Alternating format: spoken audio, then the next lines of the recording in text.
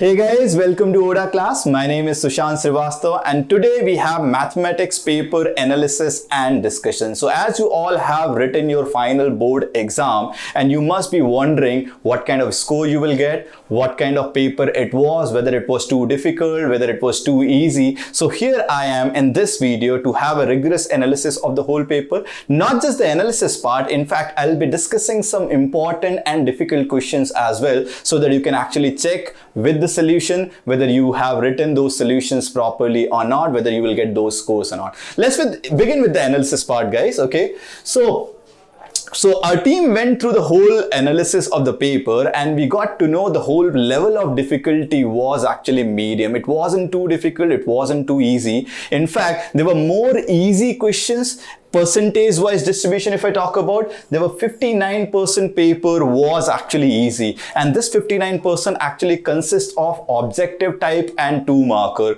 but there were few questions which were actually difficult. In fact, stat segment was little bit difficult. In fact, construction was okay, little bit average kind. So 23% of the paper was difficult, wherein 17% was easy, medium. Okay, so overall level of the paper goes little bit medium towards easy side. It will not be considered to be a very difficult paper. Okay, let's talk about what kind of question distribution was there in terms of how to solve those questions. So there were questions based on remembering based, and that too was 24 marks. Okay, that is, if you know a lot of stuff, if you remember a lot of formulas, you just apply that formula and you'll get those 24 marks easily. Similarly, if you have gone through the practice of the question, you have understood the concept, so based on understanding, the mark distribution was 29 marks. And again, as I talked about, the application based, where you need to know the formula, you need to know how to apply those formulas, and you have to work on the calculation part as well. So application based was somewhere around 22 marks, and then including construction, including statistics part, there were questions of 25 marks which was there in the paper. So overall distribution was quite varying actually. It was not just memory based paper, it was not just formula based paper. In fact, this paper actually checks your analytical ability as well. Okay, so this is the marks distribution in terms of type of question that we have. Now I'm going to discuss those questions which are actually important, which are actually difficult, where you might lose some marks. Okay, so let's talk about what kind of question I have selected in this paper. So the first question that I've selected is actually related to the properties of circle. This question is there in n number of books, but most of the students get it wrong. Let's read the question first. So in this figure, and the paper code, guys, was actually the whole paper that I'm discussing today, the code is 30/5/2. So this is the paper code that we are discussing today. So in that paper, there was this question which is based on properties of circle. Let's read the question. A quadrilateral ABCD is drawn to circumscribe a circle wherein we have to prove that AB plus CD is equal to BC plus AD. So if you know the properties of the circle, this is actually not a very difficult question, but most of the people go wrong in the solution part. So let me explain how to do this question. So if I name these point of tangency, suppose this as P, this as Q, this as R, and this as S. So with the properties of tangents, you know, length of tangent drawn from a point is always equal. So if I say this is X, this will also be X. Similarly, B is a point from which you have drawn two tangents. So if I take this is Y, this length will also be Y. And similarly, I can say about these two tangents as well as these two tangents. So now I have values of all the lengths of tangent. I have to just plug it in the whole thing and we'll get our answer. So if I talk about AB plus CD, okay guys, so first let's target AB. So AB value is from here to here, which is AP plus PB. Let me write it. So AP plus PB. And similarly, if I talk about CD, so CD is actually CR plus RD. So CR plus RD. Now we know the value of AP, which is X. Similarly, PB is Y, and CR and RD. So this comes out to be X plus Y. So this is X plus Y plus z plus w. Now I can name it as equation 1. Similarly, I can work on the other part as well. Let's talk about this. So BC plus AD, if I work on this, and again I'm gonna break this BC in two parts and AD in two parts. So BC will be BQ plus QC, BQ plus QC. Similarly, if I talk about AD, so that will be AS plus SD. Now I have values of all parts, so if I substitute that, you get y plus z plus x plus w. So this is y plus z plus x plus w, and if I say equation 2, so using equation 1 and 2, you can say equation 1 and 2. From equation 1 and 2, I directly get AB plus CD is equal to BC plus AD. So this was one standard question, but if you don't know this property or you don't know how to break these lengths, then you will get stuck in the question. So this was medium plus level question. Let's talk about the next question, guys. So again, the next question is again based on the properties of circle or theorems on circle, and here the same theorem is being used, that is length of tangent drawn from a point is equal, right? So the question is, in figure find the perimeter of triangle ABC where AP is given as 12 centimeters. So we know this length, which is AP from here to here, is given as 12 centimeter. And what are we supposed to find? Perimeter. So let me write perimeter of the triangle. So perimeter of the triangle ABC,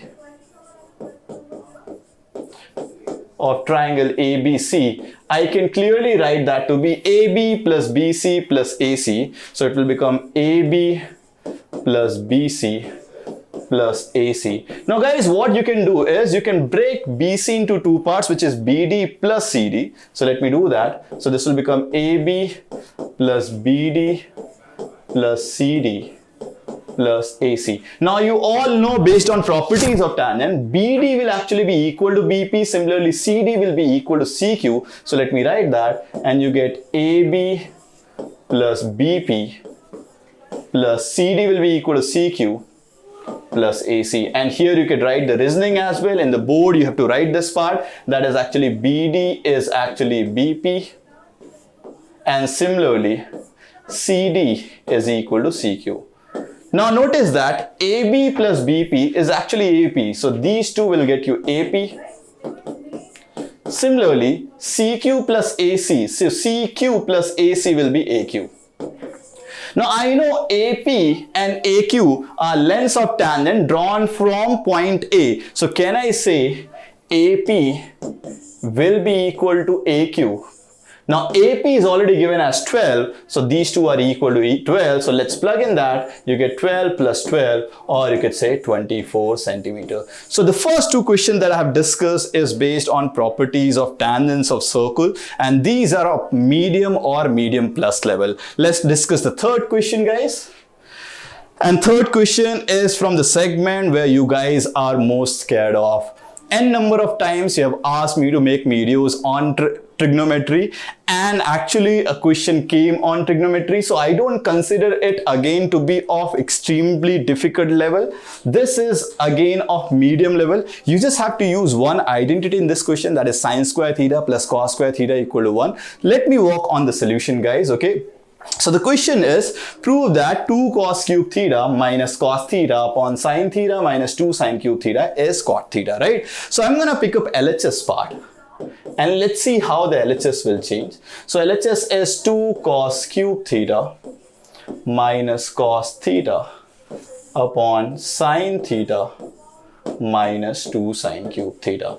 Now you have to prove it equal to cot theta. The problem is there is no cot theta, but I know cot theta is actually cos theta by sin theta, and I can see one cos theta coming out from numerator, one sin theta coming out from denominator. So let's write that, and you get cos theta by sin theta, right? So I have pulled out cos theta from numerator, sin theta from denominator. Now what are you left with? You're left with 2 cos square theta in numerator minus 1 divided by, here you will be left with 1 minus 2 sine square theta. So I can understand this part is gonna get converted as cot theta, but what do we do with this part? In fact, we have to prove the whole thing as cot theta. So technically this part should be 1, right? So what I'm gonna do is I'm gonna convert cos square theta into sine square theta. So let's do that. So you get cot theta. And then I'm working on this part. So instead of cos square theta, I can write 1 minus sine square theta minus 1 divided by 1 minus 2 sine square theta. Now guys, this is almost over, because if you simplify the numerator a little bit, what you're gonna get? You're gonna get cot theta and 2 minus 2 sine square theta minus 1 divided by 1 minus 2 sine square theta. Now you all can see we are getting numerator as well as denominator same, because 2 minus 1 will be 1, so you get 1 minus 2 sine square theta upon 1 minus 2 sine square theta, and you can say that numerator and denominator will get cancelled and you will get it as cot theta, which is nothing but RHS. So this was comparative to other two questions. It was little bit difficult but not extremely difficult. Let's move on to the next question, guys. So this is actually a bit lengthy to read. If you look at the solution, it's two-liner solution. But if you look at the question, most of the student must have gotten scared of this question. So let me read the question. It's a lot of language to read over here. A game in a booth at a Diwali fair involves using a spinner first. Okay, so there is a spinner. They have given the diagram of the spinner as well. Then if the spinner stops on an even number, the player is allowed to pick a marble from a bag. The spinner and the marbles in the bag are represented in the figure. Okay, so these are the figure. This is spinner and this is the bag, and in the bag there are marbles, right? Prizes are given when the black marble is picked.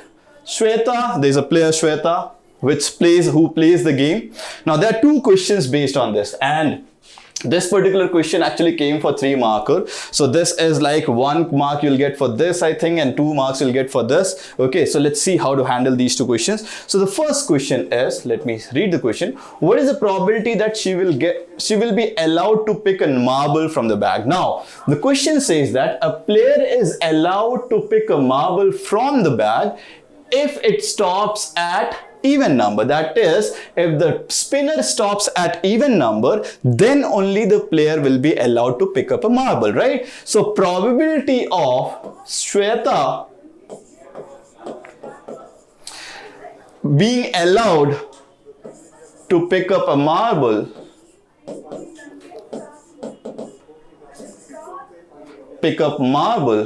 will be equal to probability of getting even number, right? Because whenever the spinner will stop at even number, then only she is allowed to pick up the marble. So this is nothing but probability of even number. Now guys, probability of even number, you all know there are how many numbers? There are 6 numbers, right? So total sample space has 6 elements, and out of this 6 elements, how many even numbers are there? Even numbers are 4 is even number, 10 is even number, 8 and 6, 2 are also even number. So out of 5 numbers, there are out of 6 numbers, there are 5 even numbers. So the probability of getting even number will be 5 by 6. Okay guys, so this was your first part. Now let's talk about the second part, guys. And in the board exam, when you're writing this solution, I'm not giving you a detailed solution, but when you're writing these kind of solution in board exam, and if it is coming for 3 marks, you have to write few things like number of even numbers in the spinner is equal to 5. Number of total numbers in the spinner is equal to 6. So that's what I've done directly over here. Let's talk about the second part. Suppose he is allowed to pick a marble from the bag. What is the probability of getting a prize when it is given that the bag contains 20 balls? So now they have a misprint in the CBSE exam as well. It shouldn't be 20 balls, it should be 20 marbles. So I have written this thing as it is because there's a correction, okay? So 20 balls, out of which 6 are black, right? Now, when will she win the prize? She will win the prize, or any player will win the prize when the black marble is picked, right? So probability of winning will be, can I say that will be probability of black marble?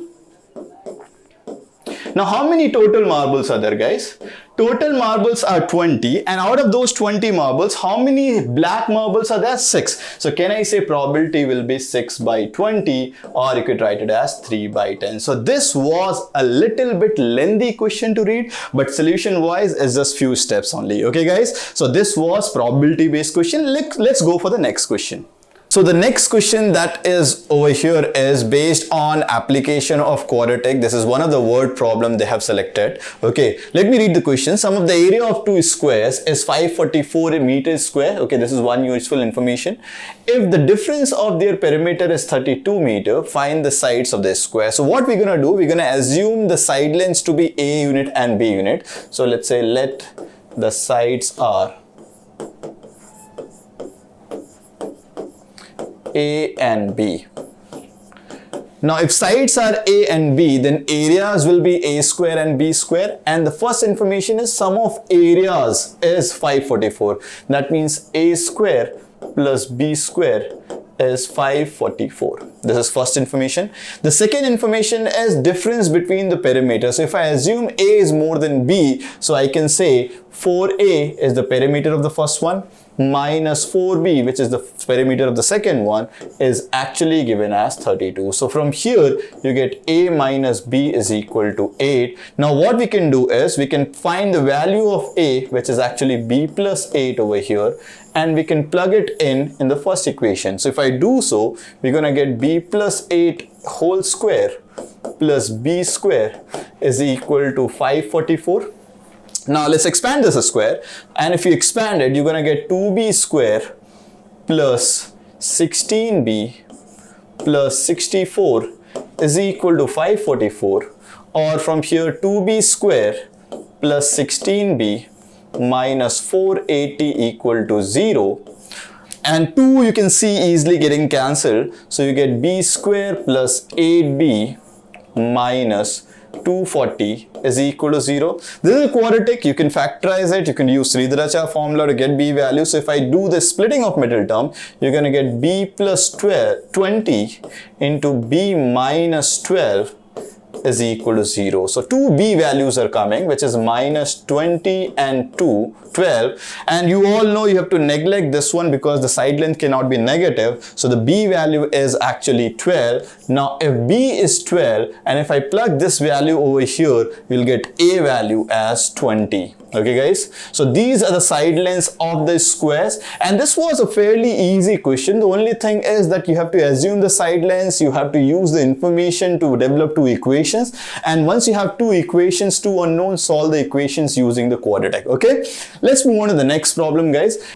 And again, this is another problem. I'm very much happy the two problems actually came from the revision course itself, and we actually covered the exact same problem. Bit of data was different, but the diagrams were totally same. Let's talk about this problem, and this particular problem is from heights and distances. So problem says that from a point on the ground, the angles of elevation of the bottom and the top of the transmission tower fixed at the top of 20-meter high building are 45 degree and 60 degree respectively. Find the height of the tower. So this question actually again is based on the key point is the diagram. So there is a 20-meter high tower, you could say, over here. Okay, and this height is 20 meter, and on this tower there is one more transmission tower is actually attached. So this is the transmission tower, you could say, and on the ground from a particular point, the angle of elevation of the top as well as of the bottom is given. In fact, this angle is given as 45 degree and this angle is given as 60 degree. What are we supposed to find? We are supposed to find the height of the transmission tower. So let's take this height as h, and let's name these points as well. So let's say this is A, this is B, this is C, and let's take this point as P. So what you're supposed to do, you have to use two right angle triangle. So the first right angle triangle I can say is triangle BCP. So in triangle BCP, I'm going to use tan 45. So you could say tan 45 will be equal to perpendicular upon base. So perpendicular is BC upon base, which is PC, and PC is something which I'm going to use to find that height. Okay, so tan 45 is 1, BC is given as 20, and PC will be there as it is. So from here we get PC value as 20 meter directly. Now to find height of the transmission tower, I can use another right angle triangle, which is N triangle ACP. Let's use again tan 60.